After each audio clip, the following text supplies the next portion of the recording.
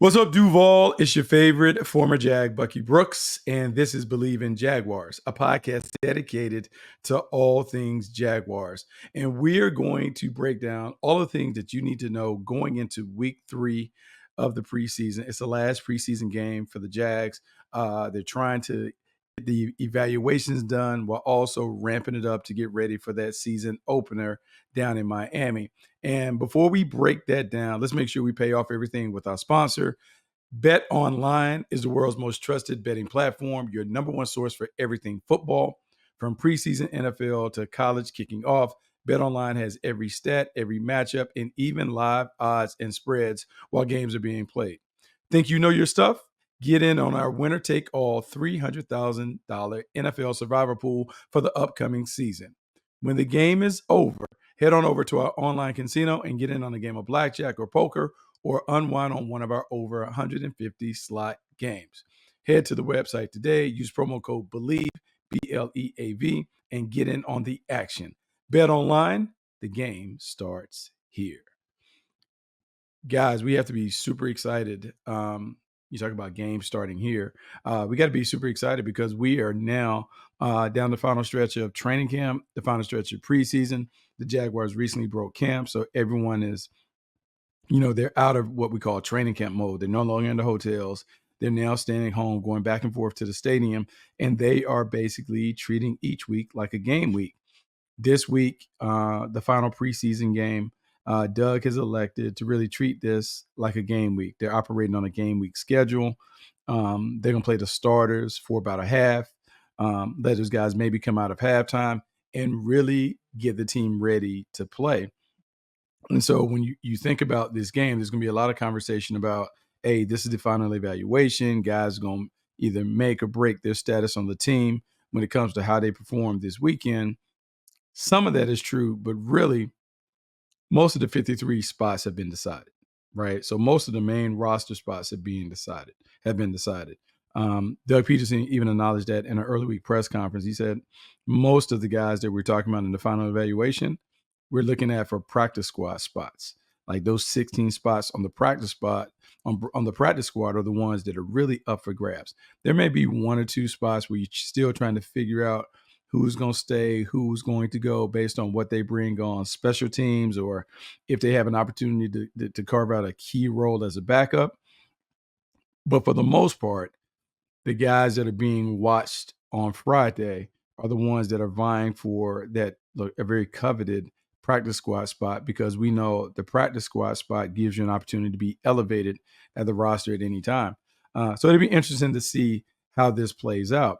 I think the interesting thing going into this, like people always are trying to figure out, how do you approach the last preseason game? What really, how do you approach the preseason? Some teams elect to keep their guys on the sideline. They don't expose them to live action. They want to preserve them, make sure that they have their full squad healthy and ready to go when the season opens in a couple weeks. Other teams take a more, hey, let's treat this like boxing. Let's get some sparring in. Let's get you ready to go into those championship rounds before you jump into a championship fight in week 1 in September. Doug Peterson comes from that camp where he wants guys to get a little work, guys to get lathered up, guys to feel what it's like to play in a game, to get prepped for it, to come out of halftime, to do all those things. And he learned that from Andy Reid. Andy Reid has had a lot of success in Kansas City. The way his team start out fast, the way they kind of have that instant chemistry and continuity right out the gate. A lot of that is because of the edgy training camp. We've seen more of that this year from the Jaguars, and it will continue because Doug is talking about playing the starters at least 2 quarters, maybe letting those guys come out at a halftime. And the goal is to see the starters get some work, to see them play, to build some positive momentum on offense, to kind of get a rhythm that will give you a little momentum and confidence heading into that first game. What's interesting about the approach is it'll be the first time we've seen this starting offensive line work together. And the offensive line is really the biggest question mark that we have on the squad when you look at the team and you kind of forecast their hopes as a playoff contender and a team that hopes to make a deep postseason run after such a disappointing finish last year. when you look at that starting offensive line with Cam Robinson, Ezra Cleveland, Mitch Morse, Brandon Sheriff, and Anton Harrison, potentially you could have a very, very solid offensive line. Mitch Morse is an upgrade over what Luke Fortner was. You hope that Brandon Sheriff would play better now that he's fully healthy and able to go. And Cam Robinson should be available the entire time because he missed time last year with suspensions and injuries and those things. And then Ezra Cleveland was just a late addition. Now that those guys have had a full offseason to work together, they've had plenty of reps, whether it's OTAs and training camp and various practices. You want to see it happen in games. And if they can just quickly kind of master the chemistry and continuity, get on the same page when it comes to how they approach the game and those things, they're going to have a chance to be really, really good.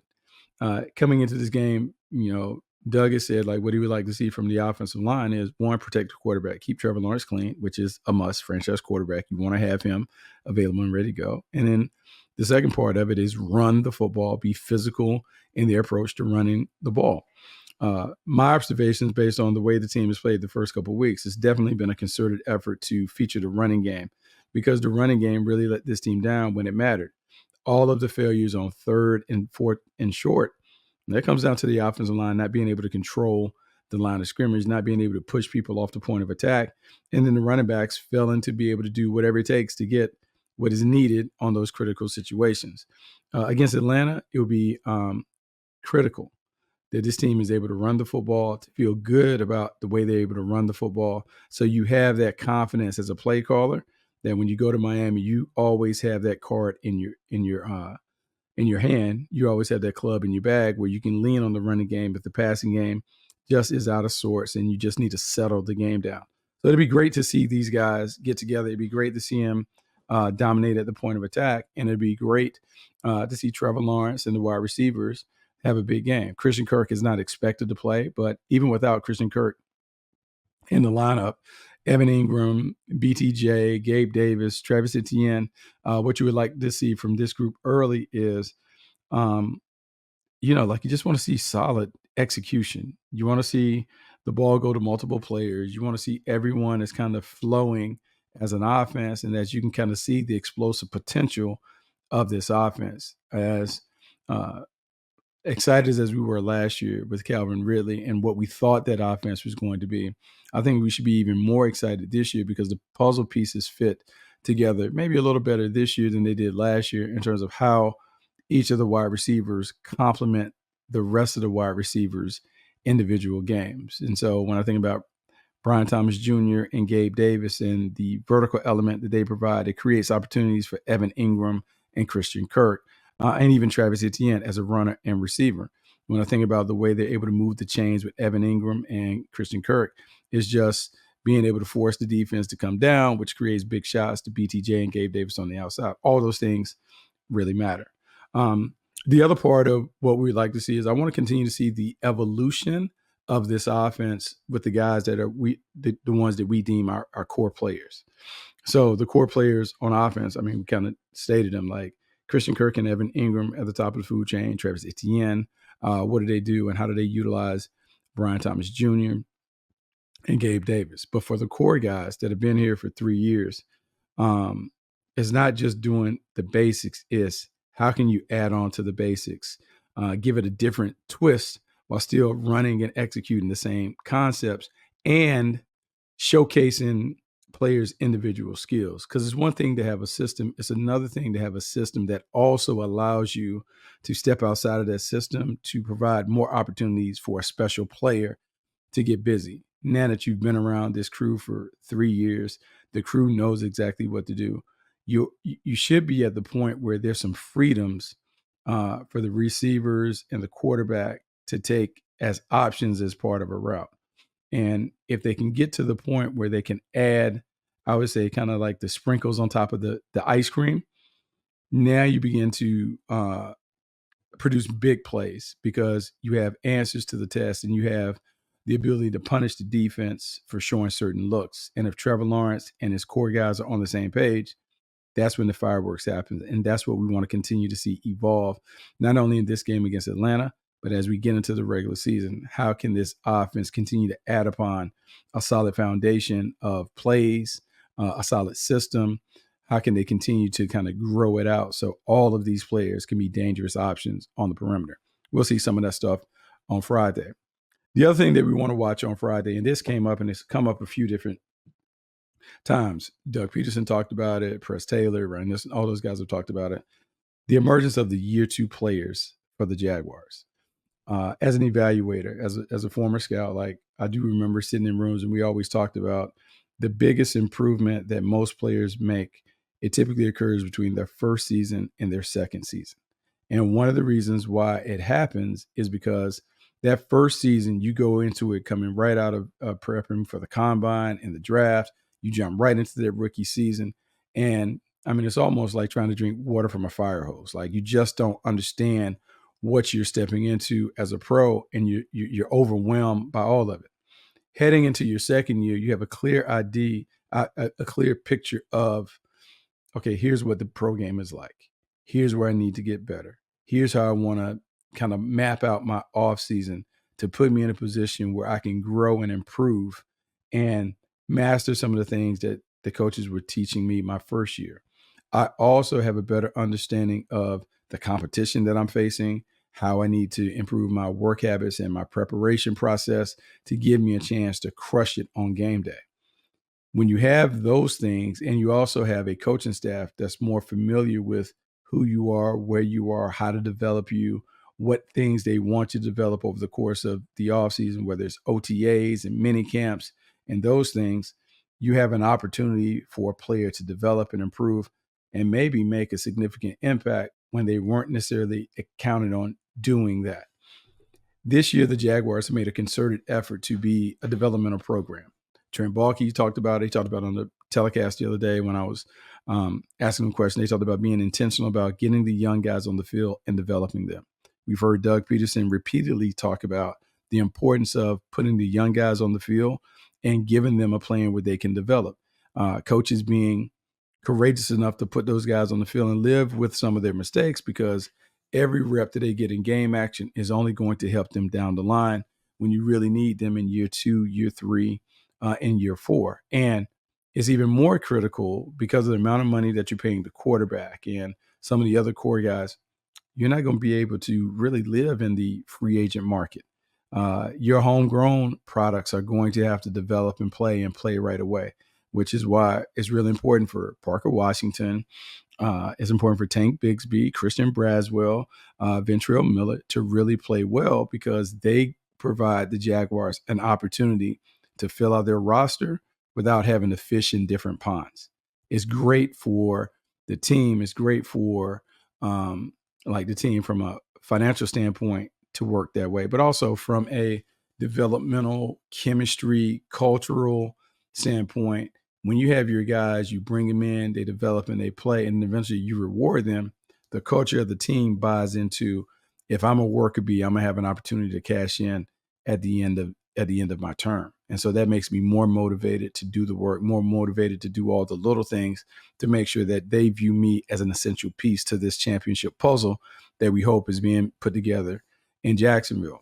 Now, as it relates to those year 2 players and breaking out, I can say this. I've been really impressed with the year 2s. The sophomore guys have really stepped up. Parker Washington looks like a completely different player, knows what he's doing, plays quick, decisive, has the explosiveness, the playmaking ability, and he's showing it every game. Love that. Tank Bigsby, the physicality, the toughness, the ability to carve out a role, maybe as the backup running back to Travis Etienne. More importantly, maybe he's the first one off the bench if something happens to Etienne where he can't play due to a sprained ankle or anything like that. Bigsby shows he has number 1 running back potential in terms of being able to shoulder heavy workload as a runner and receiver. Got to have it. Love it. Christian Braswell stepping up, and it's not always pretty when they're making this transition to being a bump and run, press, man-to-man team. But, man, his feistiness, his competitive stamina, what he's been able to do in coverage, not only in games but in practice, he's put himself in the conversation to get in the mix and get some playing time.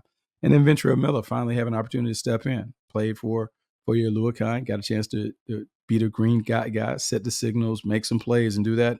Considering his checkered medical history, the fact that he's back in the building, doing some stuff, playing, back in the mix. I mean, playing and making contributions. That's a very, very positive development for the Jaguars as they think about what they are and where they want to go. But their young players kind of pacing, I would say, the complementary pieces of the puzzle. The young guys stepping in and doing those things. So overall, that's been really, really good. And you have to be encouraged by that if you're Trent Baalke and Doug Peterson, to see those year two guys step up and kind of show up and show out in their designated roles, because it gives them opportunity to have even bigger roles, an expanded role, expanded presence on the squad. So all that is great. But I kind of want to get to something that stood out to me when I was paying attention. I was listening to Ryan Nielsen talk this week about the defense, and he was kind of going through his thing. And I love him because I Bleav he's being very, very honest and open with his conversation and thought. And I love just the perspective and the transparency that he displays. I think it's one of the reasons why the players are playing like they are for him, because, look, he doesn't sugarcoat it. He's very direct, but he's very open and honest. I think as a player, for me, I always appreciated when coaches kept it real and shot it straight. In the press conference, like his most recent one, he was asked about Trayvon Walker and Josh Hines-Allen. And he wasn't asked about them collectively. He was talking about them individually. But it just made me think that potentially the Jaguars could have one of the best edge rushing duos in the league. And, like a lot of people don't view like Trayvon Walker and Josh Hines-Allen as that. But I think the more that you kind of dig into what they've been able to do and what they should be able to do in this defense, I think at the end of the year, we could talk about these being one of those top pass rushing duos, one of those top edge defender duos that everyone in the league celebrates. Last year was crazy. Is they had 27 and a half sacks. They combined for 27 and a half sacks. Both guys had double digits. Josh Hines-Allen certainly had 17 and a half. He was one of those at the top of the charts. Didn't get a lot of love for that, but it was a very dominant performance for him. Trayvon Walker, who everyone was criticizing his first season just because the sack totals didn't necessarily match up with Aiden Hutchinson, he comes back his sophomore year and has 10 sacks. He has a knack and a feel for getting to the quarterback. And as I hear Ryan Nielsen talk about these guys individually, he talks about next level for Trayvon Walker and what it looks like. More violence, more dominance, faster, more physicality, just being able to kind of dominate snap to snap from his position. And he just talked about how, look, Trayvon Walker, and we noticed anyone's been around him, man, he's gifted with the physical tools that you just don't see. Part of the reason why he went number one is because he checks off all the boxes physically for someone who should be a dominant defender. Size, athleticism, length, power, overall explosiveness. He has all those things. So his potential to be a star player in the league, I think we talk about it, but I don't know if we really live or lean into that. Hey, man, Trayvon Walker is going to be an absolute superstar in this league. Josh Allen, we're warming up to the idea that he has that. He's boldly talked about being a defensive player of the year winner. He's boldly talked about like going to Super Bowls and winning MVPs and those things. And sometimes when you're open and bold like that, the bravado can kind of make you wonder, like, does he really believe that? Is that something we can buy into? He had the 17 and a half sacks, but then he's been kind of up and down at times. Here's what I say based on what Ryan Nielsen talked about. He talked about those goals being very realistic for Josh Hines-Allen. Talking about the talent, talking about the fact that he's a worker bee, his preparation process. He gets it in terms of how he fits in the team, self-awareness. I will back that up by saying every time I've had an opportunity to talk to him on or off the record, man, he's a consummate professional, very humble, ask the right questions from, I would say, the guys who played before him. He'll take insight from any of those who played and played successfully in this league. He would take that information and use it to help him continue to grow as a pro. I think that's special because that humility gives him a chance to continue to do the work that is necessary to be a great one. But when he puts those bold proclamations out about being a defensive player of the year award winner and being a guy that tilts the field in the Super Bowl, I think it's Fascinating when you ask the coach, hey, what do you think about a player having these lofty goals and expectations? And the coach backs him up and says, absolutely, he has all those things, but he has to work every day. He has to learn how to win every rep. And that's tough to win every rep, every blocker, not necessarily in producing sack production and tackles for loss, but when you turn on the tape, down after down after down, Hines Allen and Trayvon Walker are just wearing out the opponent with their sheer force and explosiveness. He thought about there being a challenge, but he did say teammates and I would say having dueling edge rushers, that competition can really drive you to take your game to another level. And if they're able to do it, they will be able to accomplish some of those big goals that they talked about individually and collectively. My expectation when I look at Josh Hines Allen and Trayvon Walker in this new defense, man, they're going to get after it. They're going to absolutely wreck and destroy people at the point of attack. And if Eric Armstead is able to stay healthy, it just gives them a different dynamic. And no matter how you shift and rearrange the furniture on the front line with, Hines Allen and Trayvon Walker outside, maybe Walker goes inside, Armstead goes outside. The tricks that you can do when it comes to creating and exploiting those positive mismatches at the line of scrimmage, I think that's going to be a big part of what they do defensively. Final thing, as we're going into like this game and players to watch and a player to watch, the player to me that has the dot on him in terms of who we're really watching, we need to watch Darnell Savage. Darnell Savage playing in this game came with a lot of fanfare when he was signed as a free agent from the Green Bay Packers. And he was signed even though the team or outsiders had an expectation of Antonio Johnson, Dewey, Cisco. That's kind of like your safety rotation or your nickel situation. But Savage comes in, and Savage is a guy who has multiple tools now. He has tools in his bag where he can cover like a corner, he can play, he can hit you coming downhill. That was his thing when he was at Maryland. He has all of that. We now get an opportunity to see what it looks like as to kind of slot him in as one of the big pieces of the puzzle. With Dewey on the sideline for a while, Andre Cisco playing in the back end, you're trying to figure out what's my best combination to start alongside Tyson Campbell and Ronald Darby. Who should go inside to the nickel and play? Is he, Darnell Savage, a candidate to go into nickel and play and be a blitzer and cover man and do all those things? Or are we talking about more of a high safety role where he and Cisco are in the back end and maybe Antonio Johnson is in the rotation, maybe he's not.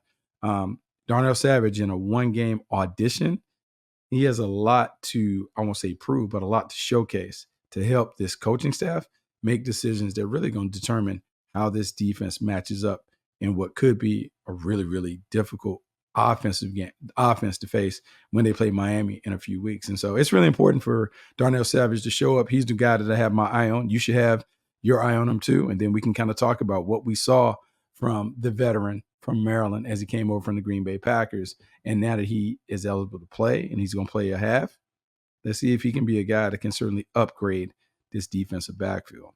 So there you have it.